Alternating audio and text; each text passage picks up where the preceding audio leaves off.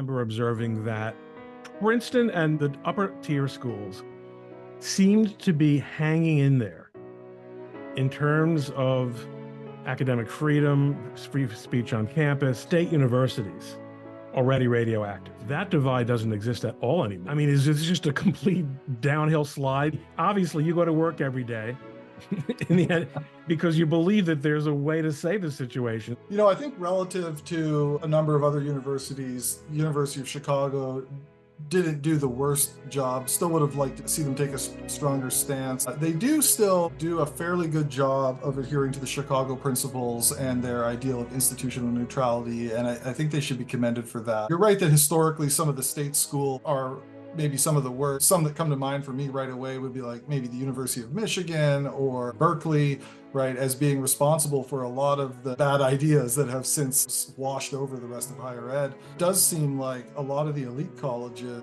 are in a lot of trouble, talking about things like free speech or intellectual diversity and that sort of thing. Princeton, Harvard, Yale, there's plenty of stories about people who have been either canceled at those institutions or shouted down. Really or they bizarre. find some stale old sexual harassment complaint that was resolved. Other than writing about it and shouting about it, you're not inside anymore. Of course, if you were, they'd squash you like a bug. Probably won't be going back inside anytime soon. But yeah, so